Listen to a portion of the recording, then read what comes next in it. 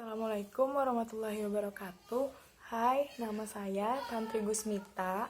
Nama PSM saya Fancy, ambitus saya Alto 2. Di sini saya mendapatkan tugas remedial dari UTS Trapara Mahameru untuk menjelaskan materi-materi yang sudah dijelaskan oleh kakak-kakaknya selama 2 minggu Trapara offline.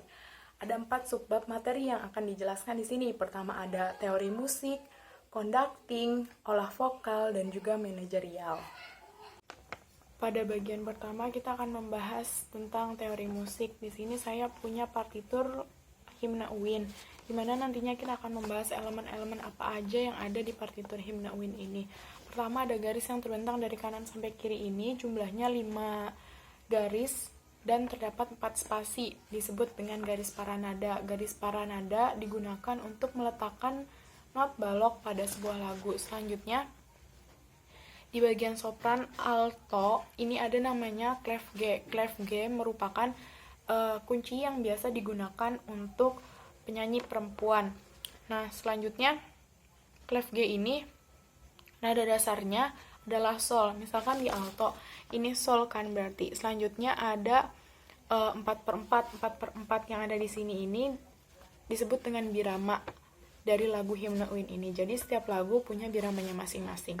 Selanjutnya ada not 1/4 yang jumlahnya 1 ketuk. Nah, ini nada dasarnya, nadanya adalah do. Kenapa bisa do? Karena tadi kan clef G ini nadanya sol. Jadi kalau misalkan mau dikebawahin tinggal diturunin aja dari sol, fa, mi, re, do. Berarti nada ini adalah do.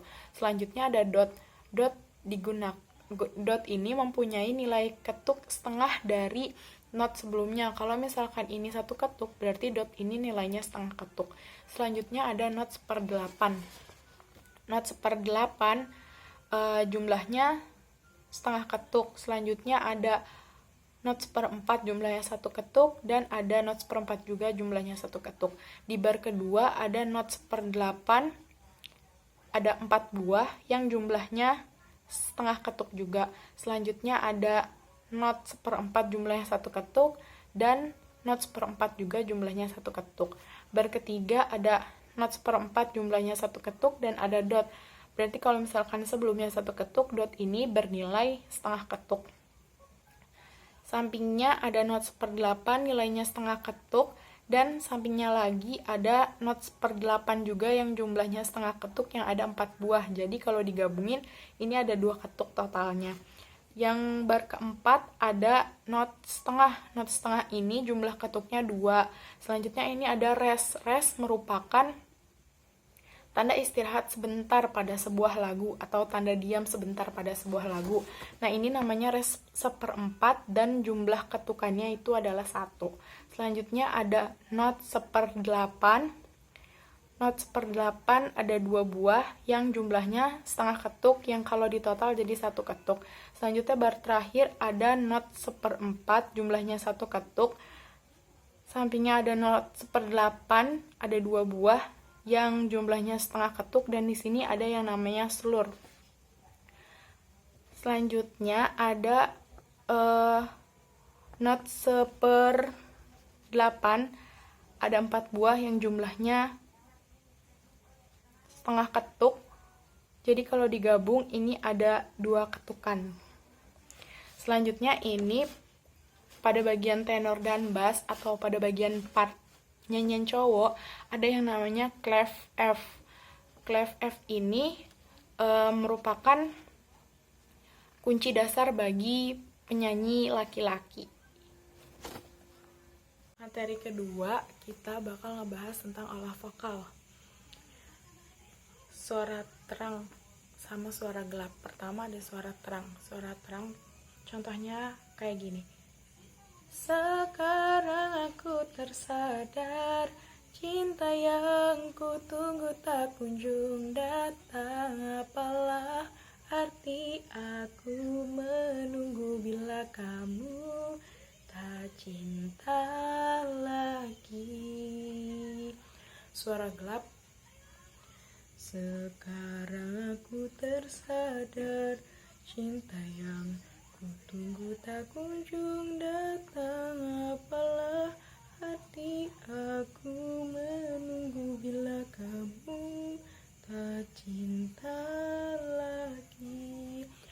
perbedaan suara terang sama suara gelap, kalau misalkan suara terang itu suaranya lebih terang gitu, lebih jelas, artikulasinya lebih jelas. Kenapa lebih jelas? Karena ketika bernyanyi, suara terang itu dibayangin ada sebuah bahasa yang masuk ke tenggorokan, jadi tenggorokannya terbuka, makanya suara yang dihasilkan itu lebih terang.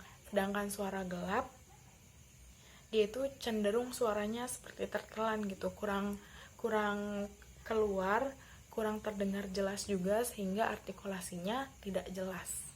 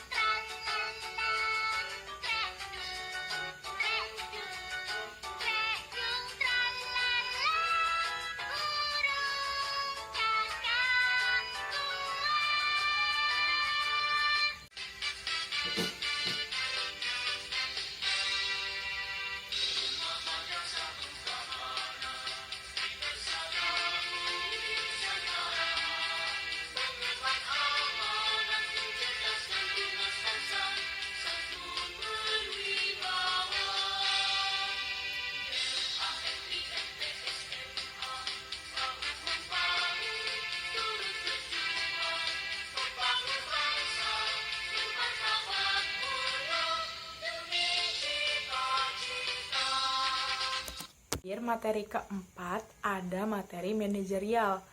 Di PSM UIN Jakarta ada 6 departemen atau 6 divisi. Pertama, kaderisasi, markom, litbang, URT, perlengkapan, dan juga attire. Masing-masing divisi ini punya kegunaannya, punya tugasnya masing-masing, tapi nggak semua divisi ini ada setiap kali PSM ngelakuin kegiatan. Misalkan attire, ketika kita cari dana gitu, misalkan kita jualan atau kita ngamen, kita nggak perlu attire gitu, karena ya udah bajunya bebas aja. Beda halnya kalau misalkan kita konser, resital, dan lomba dan lain-lain, kita membutuhkan attire untuk menentukan kira-kira kostum apa yang akan kita pakai. Jadi kegunaan attire itu ditentukan nih kira-kira perlu atau enggaknya di setiap kegiatan yang PSM buat. Selanjutnya, beda lagi kalau misalkan perlengkapan. Kalau perlengkapan kan suatu hal yang nggak bisa dipisahin dengan kegiatan ya. Jadi perlengkapan selalu ada gitu buat melengkapi segala kegiatan atau segala kebutuhan yang dibutuhkan oleh PSM dan anggota-anggotanya untuk melengkapi perlengkapan apa yang kira-kira dibutuhkan dalam kegiatan itu. Nah, setiap acara atau setiap kegiatan yang PSM UIN Jakarta lakukan selalu mempunyai pimpinan produksi atau disingkat sebagai Pimpro. Nah, setiap acara atau setiap kegiatan ini biasanya temanya didiskusikan bareng Pimpro terus BPH, tim artistik, dan lain-lain. Terus bendahara di PSM UIN Jakarta ada 2 macam, bendahara umum sama bendahara produksi. Bendahara umum itu kegiatannya bareng sama sekretaris dan juga ketua. Kalau misalkan bendahara produksi ini adanya cuman ketika ada suatu kegiatan yang dilaksanakan atau dilakukan oleh PSM UIN Jakarta.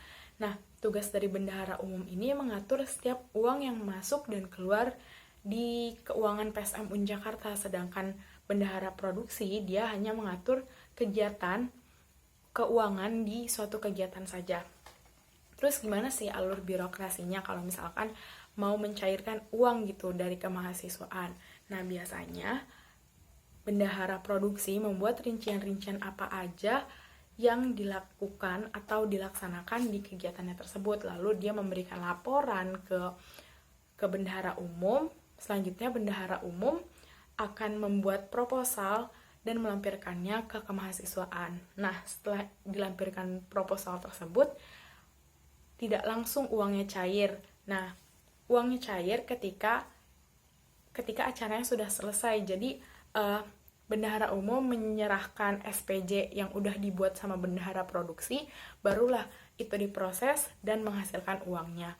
Sekian penjelasan dari saya, kurang lebihnya mohon maaf. Wassalamualaikum warahmatullahi wabarakatuh.